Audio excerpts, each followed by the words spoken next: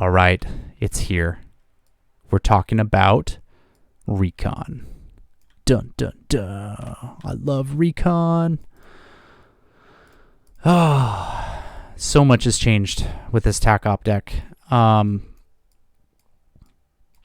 don't know if it's all for the best, but we'll go over it. As always, as in the previous videos. Oh, welcome to Schola Progenium, by the way. I forgot to do an introduction. So, just like in the previous videos, I want to go over how to choose TAC Op decks because it's changed. So, previously, you selected 6 TAC Ops, put them into a deck, and randomly determined them to get 3 TAC Ops, right? That's not the case anymore. So now you take your archetype. So let's say you are security and recon, for example. You choose your archetype. You do not have to tell your opponent. And you combine it with your faction TAC Ops. So you should have a pool of 9 faction TAC Ops to choose from. Okay? Of that, you select 3 cards. So you just pick them. There's no randomly determination anymore. I'm a little bit sad about that. I liked that. I thought there was skill involved with that, but whatever, right? You pick 3. Of those 3, only 1 can be your faction TAC Op card. Okay? It's a huge blow to factions that usually would take 2 TAC Ops. So, Pathfinders, Harlequins, Vet Guard. Pretty much most teams were taking 1, if not 2 or 3 faction TAC Ops in their selection because they were just really good and they kind of fit the way the team played. So that's a bummer, but it is what it is.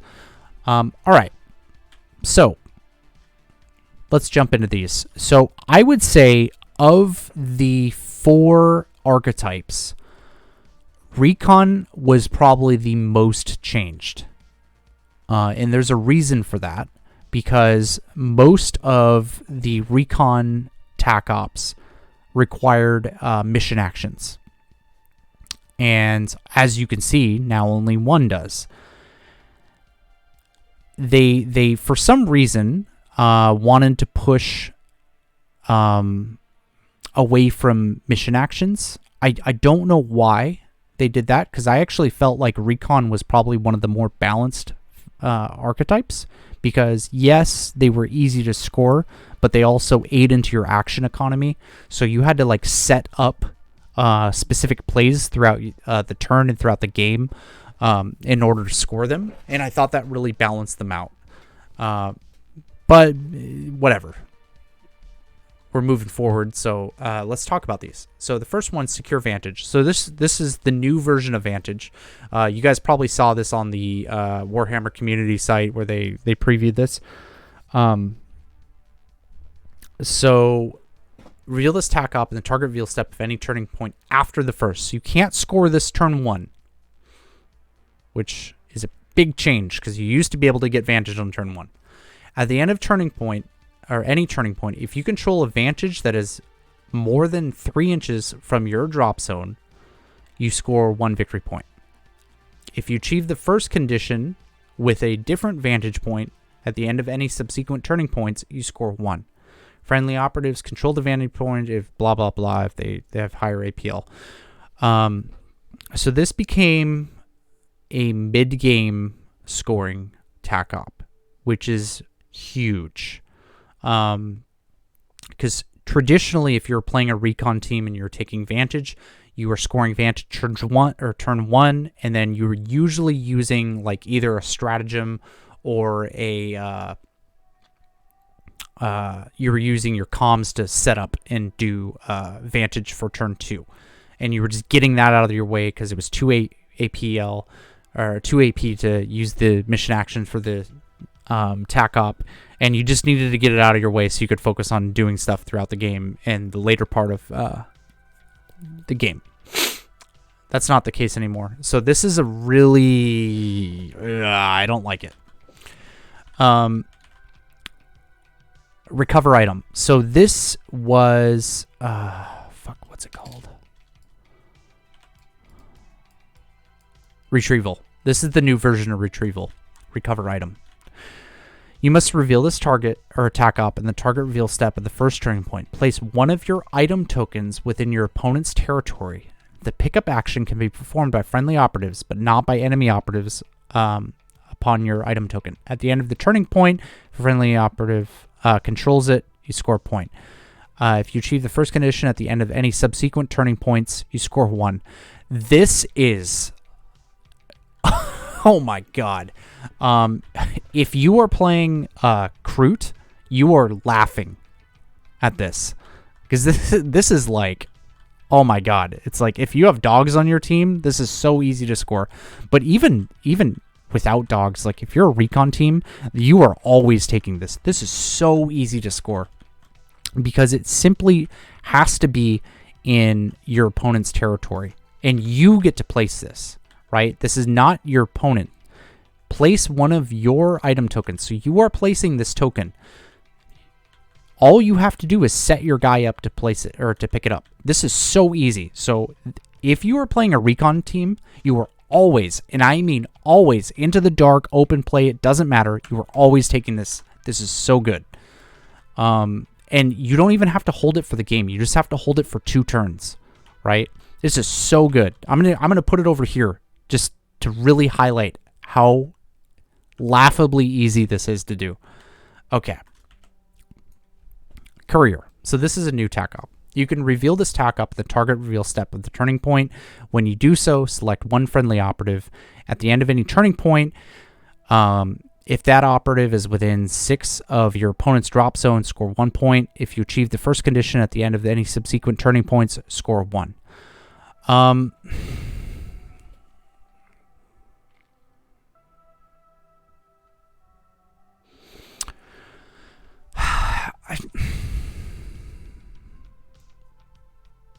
If this was simply getting into your opponent's territory, I would say this is good.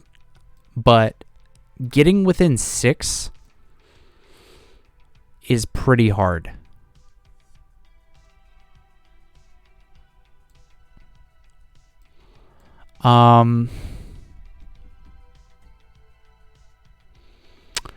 I would say you can make this tack op work, but what you need to do is you need to not reveal it until turning point 3 and 4. I think that's what you need to do. You need to treat this as kind of like a signal beacon-esque kind of thing, and you do it turn 3 and 4. I think, yeah, I think that's what you do.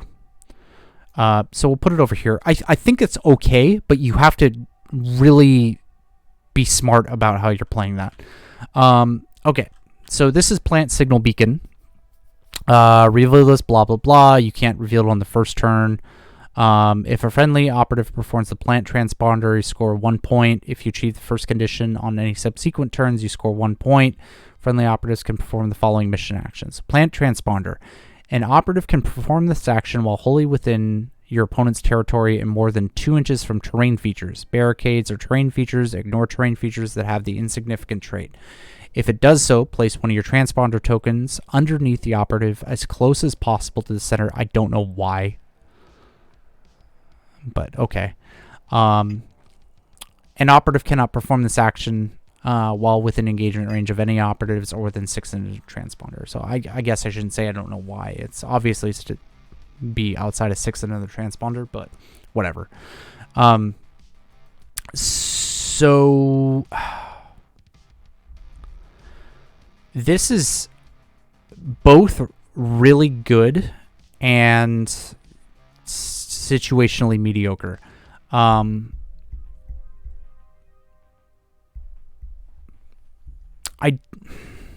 It really depends on the terrain you're playing on.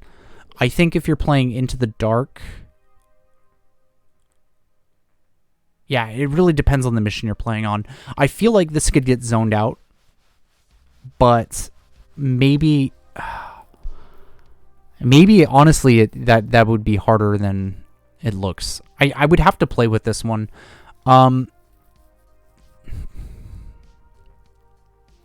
I'm gonna put this over here, but I will say I don't think you take this one because there's better options for Recon.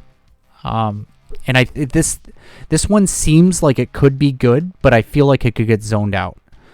All right, let's talk about Surge Forward. So this is a new one. You reveal this tac op in the target reveal step of any turning point.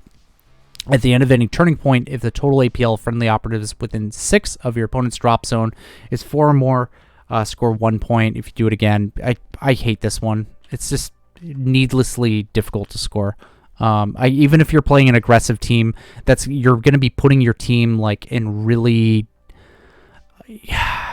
dangerous situations. So I think you're just better off not using it. Reveal this tac op in the target reveal step of any turning point. At the end of any turning point, if friendly operatives control both neutral kill zone edges, you score 1 point. If you achieve the first condition at the end of any subsequent turning points, you score 1. Friendly operatives control the neutral kill zone edge. If the total APL of friendly operatives within 3 is greater than that of enemy operatives, operatives within 6 of their own drop zone cannot contribute their APL when determining this. So this is the new triangulate. I'm kind of bummed they got rid of triangulate because I thought it was one of the more fun tac ops to score, and I thought it was really well balanced. Like, yeah, you could complete triangulate in 1 turn, but you had to really set up plays for it, and often you were committing an operative to like the middle of nowhere in a map, which I thought, once again, I thought that was really well balanced and it was fun. So this is good though. I think you have to be wary of taking outflank, because if you know you're going against another recon team, you're going to be constantly battling them to try and score this. With that being said, I don't think it's difficult to score it. So I think it's really good. So let's talk about what you take if you're playing Recon. So like in my other videos, I'm assuming you're taking 1 faction tac op, because pretty much every bespoke team in the game has at least 1 tac op for their team they're going to be looking at and thinking, I want to take this, especially knowing that you can pick your tac ops. You just know what you want to pick and you take it, right? I think if you're playing Recon, you 100% always take recover item. This is super easy to get. It's very easy to score, and you don't even have to hold it the whole game. You just have to hold it for 2 turns. You can play it on turn 1, and your opponent can't interact with it. Like, you can just run up and grab it. So it's great. I love it. This is super good. I think the default would be picking outflank, because typically Recon teams tend to be fast teams that have a lot of mobility. So it would be pretty easy to set both your guys up kind of like on the far flanks on maps and just score it. I really like it. Now, you have some options here that you can change out for. I think a perfectly reasonable argument would be taking plant transponder. And I think that would be perfectly fine. I think you could score 2 points with that, no problem. However, just be aware that your opponent could technically block you out from that. I'm going to need to play some games with this to really form like a more solid opinion on that, because on paper it sounds like you can do that, but maybe in actuality it's really hard to zone that out. If that ends up being the case, I think this ends up taking precedence over outflank, because this is so easy to score, assuming you have room to score it. I think I would say outflank and transponder are one of the ones you want to pick along with recover. And then courier, I think, is a fine tac op to take. However, you need to always play this as a late game scoring one. Okay? If you treat it as a late game scoring tac op and where you're just assuming like, I'm going to reveal this, I'm going to sneak a guy up on turn 1 and 2, and I'm going to reveal this on turn 3, and I'm going to try and score it, and then I'm going to try and score it on turn 4. If you play it like that, I think this is a really good tac op, but you need to play it like that, because if you're trying to rush a guy up on turn 2 to try and score it, your opponent is often going to be in a position where they can capitalize on that and kill that guy. And then you're going to be down an operative who is not really contributing much, and your investment's kind of gone. So I think if you sneak a guy up the board, don't reveal Courier, so your opponent's not going to assume that you have that. So kind of treat it like Plant Banner for security, where you just kind of slowly sneak up the board, and then turning point 4, you just do like a mad dash and try and score it. So that's how you play it. But Recon's great. I think there's a lot of options with Recon. There's like different play styles you could do. I think this is fantastic. It's so good. So like I said, recover item, and then pick one of these that you think you can score better. I think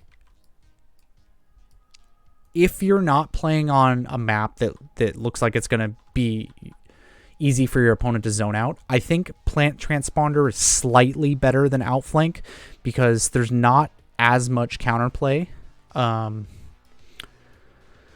But yeah, like I said, I'm going to have to play some games to really make an opinion on how easy that is to zone out. And then Courier, I think is fine, but you have to change your play style to set this up. You look at this and treat it as a late game. But that's going to be it. That's Recon. So I really like this faction archetype, or this tac op archetype. I think it's strong. I wouldn't say it's better than the previous Recon, but I think it's more well-rounded, because previous Recon, like, I would say like 60 to 70% of the time you would get faction tac ops, or I always say faction tac ops. You would get archetype tac ops that would be laughably easy to score. So I'm thinking of like Triangulate and Plant Signal Beacon and Vantage, right? You were typically going for those 3 plus faction tac ops, and it was really easy for Recon teams to get 6 points every game. This time around, I think it's more well-rounded in the sense that it's not as much of a guarantee that you're going to get 6 points with your tac ops now. However, I think the tac ops overall are easier to do.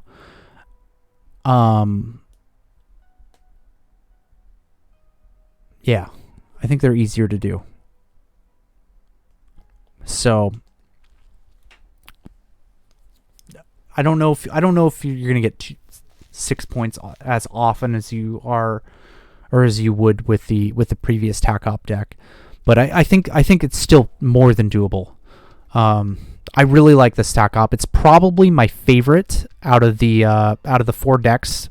It was my favorite previously. So my opinion hasn't really changed.